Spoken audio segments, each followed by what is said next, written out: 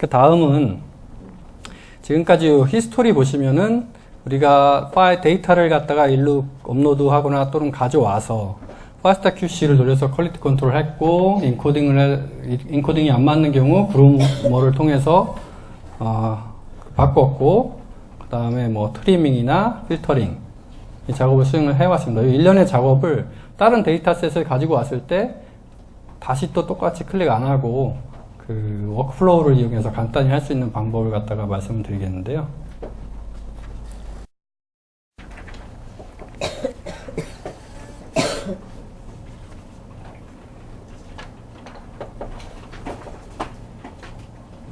그래서 워크플로우란 뭐냐면 나만의 분석 파이프라인을 만들 수가 있습니다. 그래서 저희가 소프트웨어의 분석 프로그램의 순서나 아니면 뭐 옵션을 미리 정해 놓고 고정을 시켜 놓는 거죠. 그래서 분석할 파일만 인풋만 하면 그 클릭 한 번을 통해서 동일한 거를 갖다 반복해서 이제 분석을 할 수가 있습니다. 그래서 이미 이제 어떤 파라미터나 조건을 세팅한 경우는 상당히 이제 편리하게 하실 수가 있겠죠.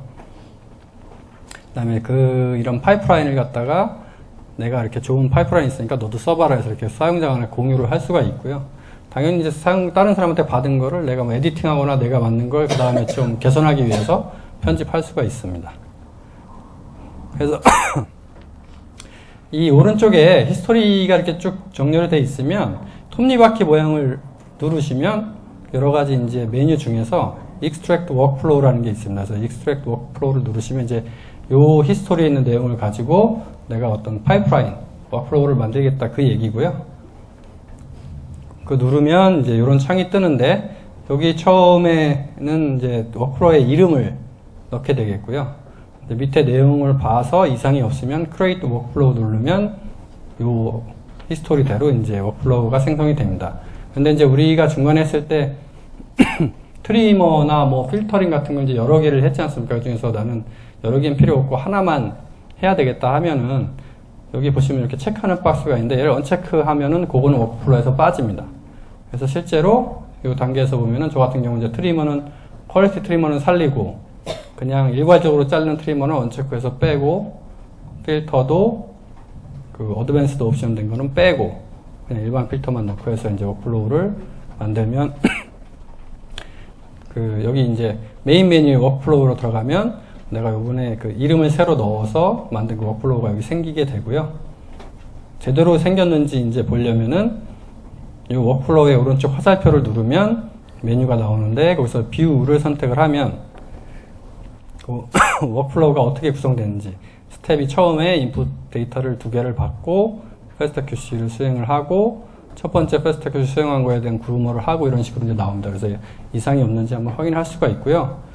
두 번째는 똑같이 그 워크플로우를 화살표를 눌렀을 때 이제 에디트 메뉴가 있는데 에디트 메뉴를 누르면 이제 옆에 같이 시각화돼서 나옵니다. 그래서 내가 2개의 페어드 엔드 데이터를 인풋을 했으면 파스타 QC를 2개를 각각 수행을 하고 요 결과를 요거에 대해서 그루머를 하고 그루머된 결과를 파스타 QC도 또 다시 한번 해서 비교했었고 그 다음에 이제 퀄리티 트리머하고 퀄리티 트리머 된 결과가 인풋으로 된 게 아니고 다시 그루머에서 이제 필터를 한 거죠. 우리가 실제 그렇게 했으니까.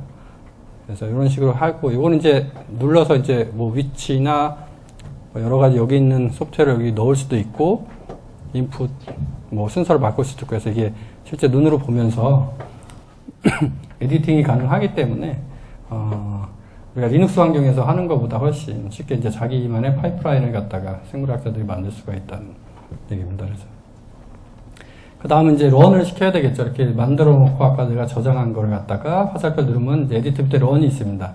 런을 누르면 오른쪽과 같이 이렇게 화면이 뜨고요. 여기서는 인풋 데이터만 설정을 해주면 됩니다. 그래서 페어드 엔드니까 첫 번째 페어와 두 번째 페어 파일을 갖다가 설정만 해주고 하단에 있는 런 버튼만 클릭을 하면 오른쪽과 같이 잡이 쫙 뜨면서 뭐 이 잡이 끝난 거는 녹색, 진행 중인 건 노란색, 그리고 아직 대기 중인 거.